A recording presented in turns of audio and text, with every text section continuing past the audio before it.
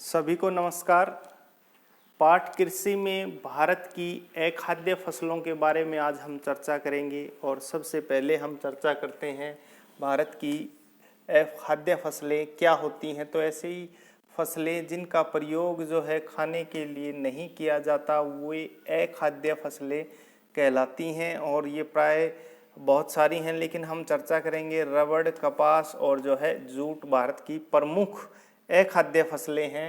तो सबसे पहले हम बात करते हैं रबड़ के ऊपर। तो रबड़ जो है भूमध्य रेखा के क्षेत्र में एक प्रमुख फसल है। यह विशेष परिस्थितियों में भी उगाया जा सकता है। रबड़ के लिए 200 सेंटीमीटर से अधिक वर्षा वाले तथा 25 डिग्री सेल्सियस से अधिक तापमान के जलवायु की आवश्यकता होती है। यानी कि अगर वर्षा अधिक जो है वर्षा वाले क्षेत्र की आवश्यकता इसको होती है। रबड़ एक महत्वपूर्ण कच्चा माल है और उद्योगों में भी इसका प्रयोग किया जाता है। रबड़ प्राय जो है केरल में, तमिलनाडु में, कर्नाटक, अंडमान निकोबार द्वीप समूह में और गोरों की पहाड़ियों में जो है ज़्यादातर रबड़ उत्पादित किया जाता है। तो ये भारत की 3 प्रमुख फसलें हैं, जिसमें रबड़ और कपास और जूट, जिसको पटसन भी कहते हैं। तो ये भारत की प्रमुख 3 फसलें हैं।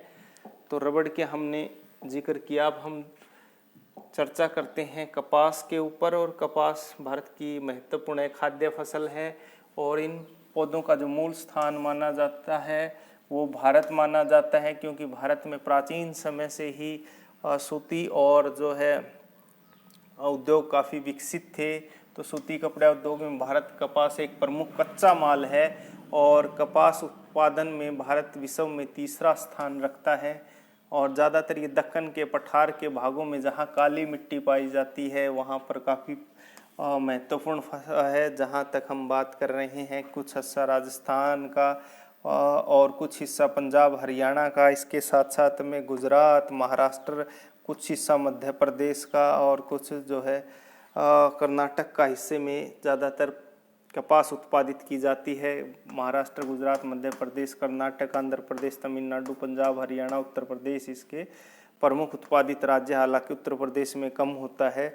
और कपास के लिए उपयुक्त परिस्थितियाँ हैं कि कपास के लिए उच्च तापमान की आवश्यकता होती है। यह एक खरीफ की फसल है कपास, और इसके लिए अधिक सिंचाई की आवश्यकता नहीं होती है। अधिक उपजाऊ भूमि की जरूर आवश्यकता होती है और कपास के लिए अधिक श्रम पूंजी की आवश्यकता होती है और यह गहन टाइप की कृषि होती है। तीसरी और अंतिम महत्वपूर्ण है पटसन, जूट, और ये भी पश्चिम बंगाल और अन्य बिहार में महत्वपूर्ण एक फसल है। इसके अलावा उड़ीसा, आंध्र प्रदेश में भी इसको उगाया जाता है। तो जूट को सुनहरा रेशा कहा जाता है।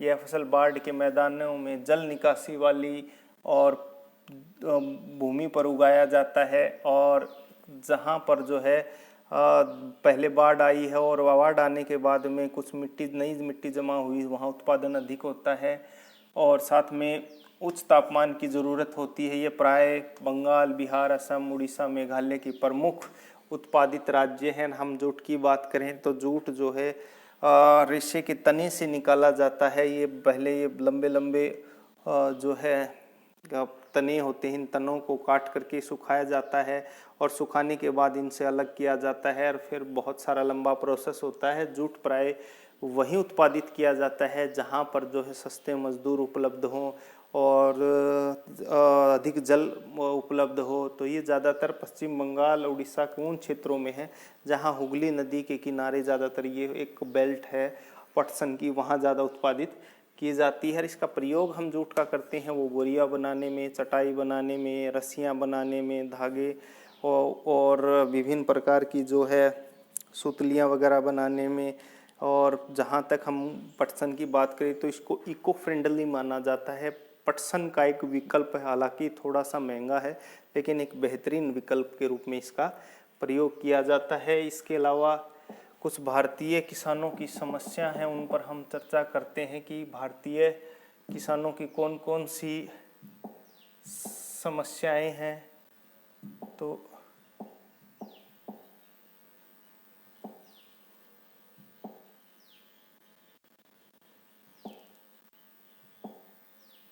तो उसी पर हम चर्चा करेंगे कि भारतीय किसानों की कौन कौन सी समस्याएं हैं।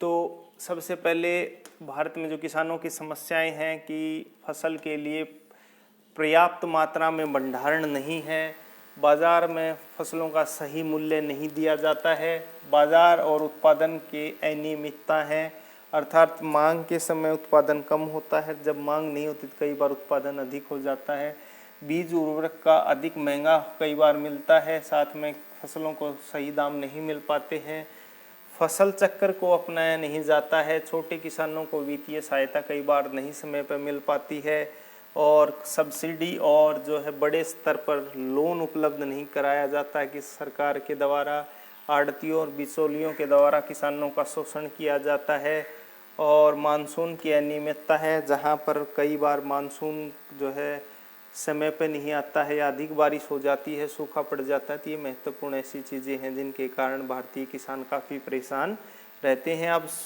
कुछ समाधान हैं, वो ये हैं कि फसल का उचित मूल्य प्रदान किया जाना चाहिए, भंडारण की व्यवस्था होनी चाहिए, और न्यूनतम समर्थन मूल्य एमएसपी जो है लागू की जानी चाहिए, वित्तीय सहायता प्रदान करनी चाहिए, किसानों को समय समय पर प्रशिक्षण देना चाहिए ताकि उनके कृषि कौशल में विकास हो सके, नई तकनीकों और अच्छी पैदावार के लिए बीज उपलब्ध कराया जाए, समय समय पर फसलों का निरीक्षण किया जाए, डॉक्टरों के माध्यम से भूमि सुधार कार्यक्रम चलाए जाए, और भूमि की गुणवत्ता बनाने के लिए जो है सॉइल टेस्टिंग की जाए। तो ये महत्वपूर्ण चीज़ें थी कि जो भूमि का उत्पादन और स्वास्थ्य है भूमि का बनाए रखने के लिए ज़रूरी है। उम्मीद है कि समय अनुसार जो भारतीय किसानों की जो समस्याएं हैं उनका समाधान होगा। जय हिंद, जय भारत।